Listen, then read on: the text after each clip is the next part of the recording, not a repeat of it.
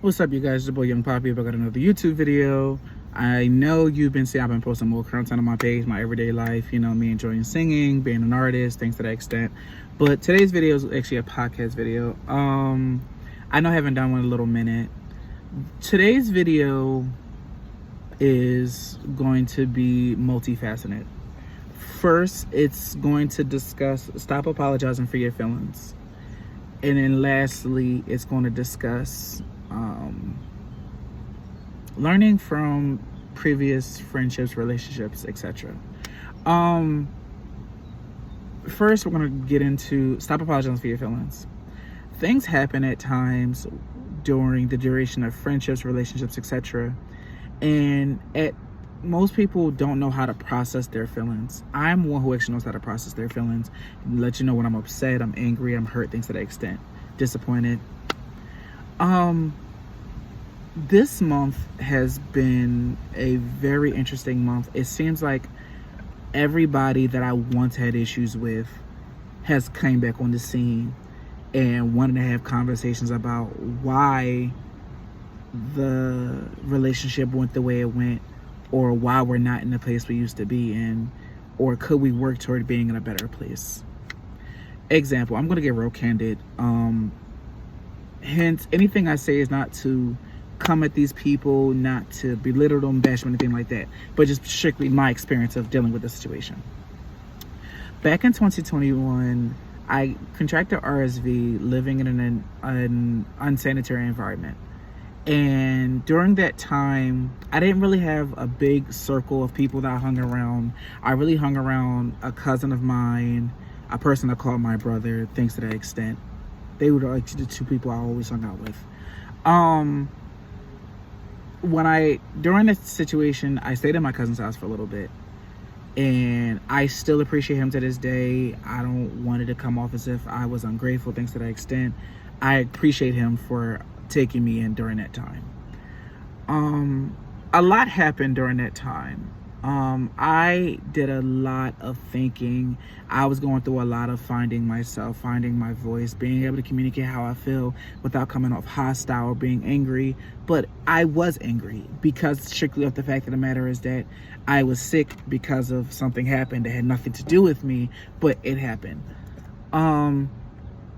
During that time, my cousin and I used to be super close. I mean, I used to hang out with this man almost every day. We were going to different places, Dave and Buster's, going on trips. Like, we really used to have fun. Unfortunately, me and that cousin are no longer close anymore, strictly off the fact of, it was many things that contributed to it.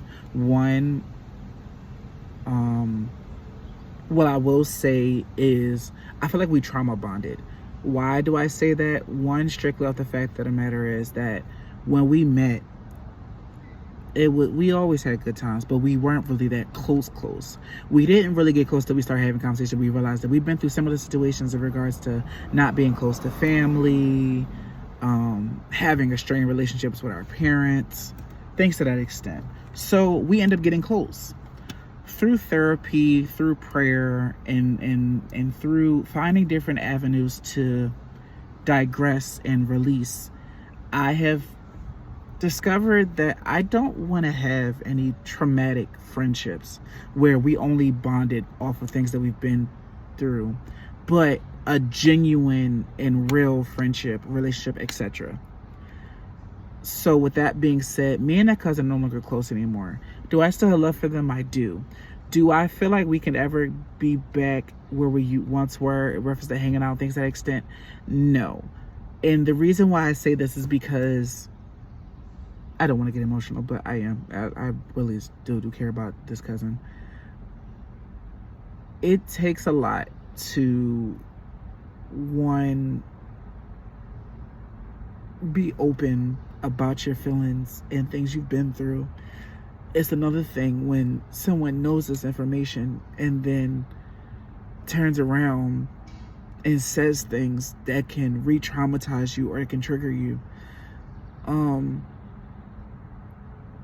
just disappointed in the whole situation when it came to me and my cousin, because I thought we were better than that. Like, I mean, we had each other's location, we always at each other's house, hanging out, things to that extent. the fact that me and them aren't even cool anymore, like, it hurts. It really does. But I would rather be by myself than having to be around and feel like I'm tolerated. And even with the person I once called my brother, we're not cool anymore. And it's crazy because when I saw this said cousin that I once stayed with at one period of time, it was interesting because the first thing you wanted to do was talk about why we're not cool anymore, but in a public setting. I mean, like on a public bus. Like, you want people in our business that bad?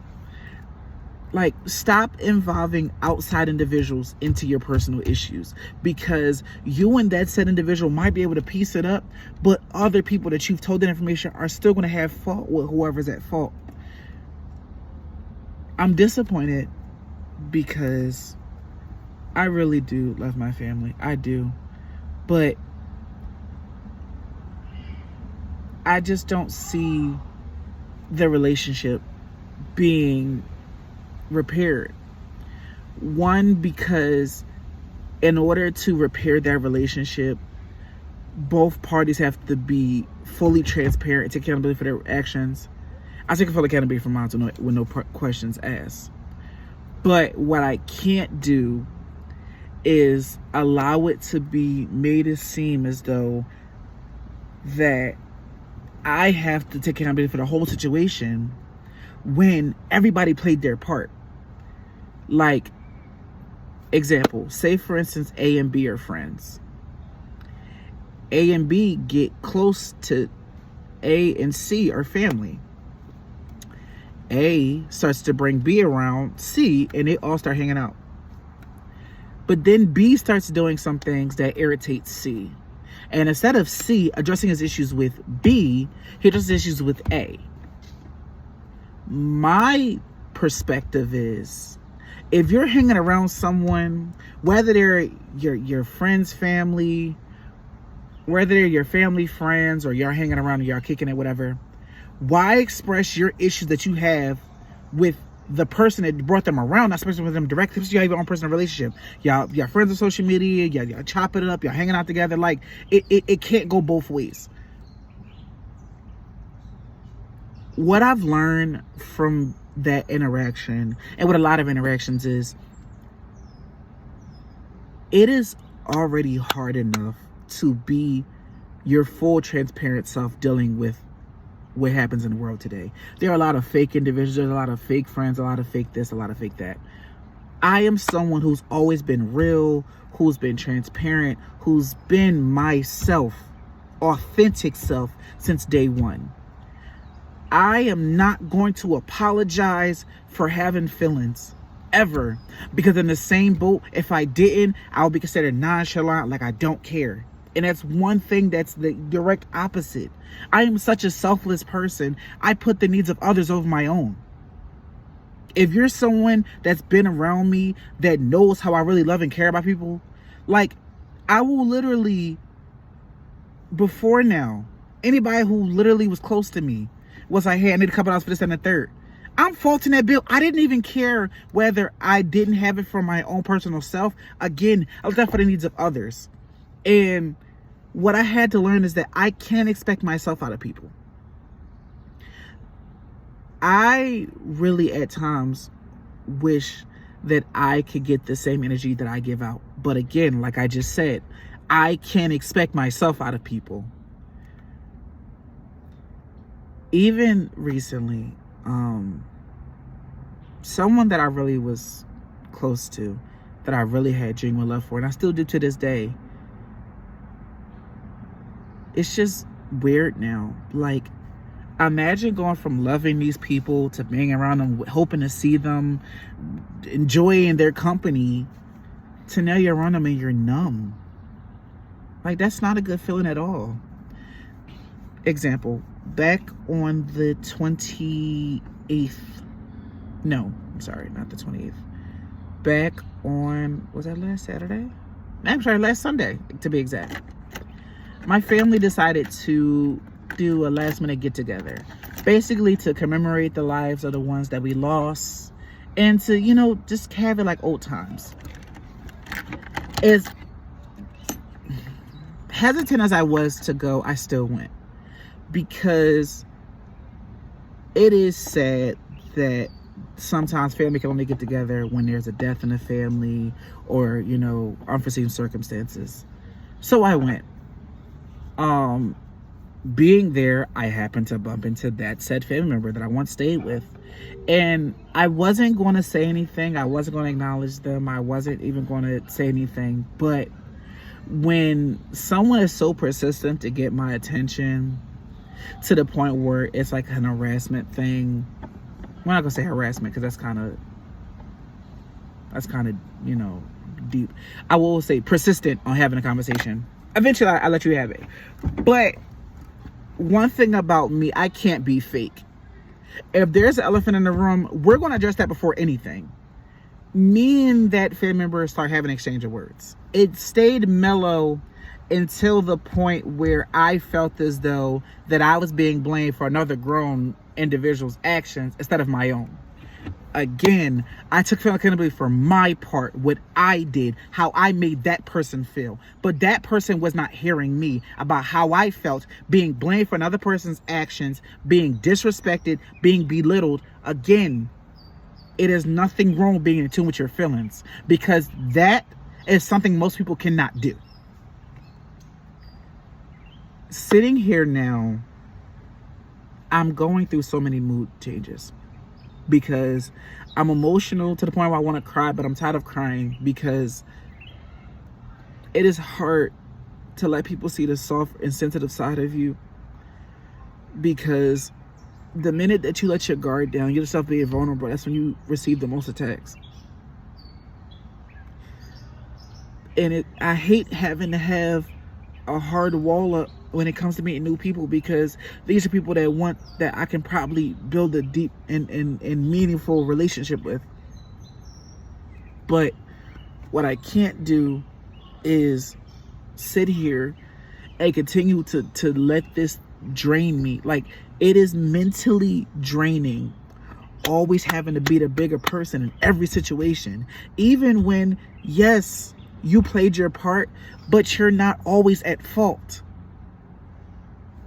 And it bothers me at times. It really does.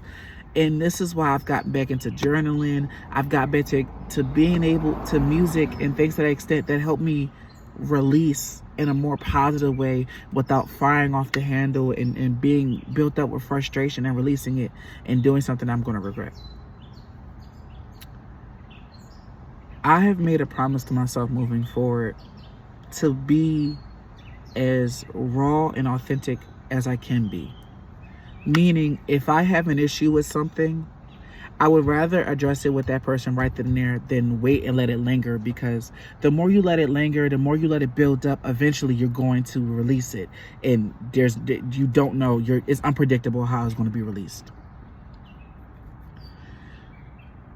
What I've learned in past relationships and past friendships, things to that extent, it's nothing wrong with being you. As a matter of fact, you should be proud of being who you are. Don't ever change for nobody. Don't ever let someone tell you you're wrong for being yourself, for being raw, for being authentic, for being transparent, because it could be respected 10 times more. This is your boy, Young Poppy. That was my take. That was my own podcast video, my own feelings about certain situations. I will be having more YouTube videos coming soon. Make sure you like, comment, and subscribe.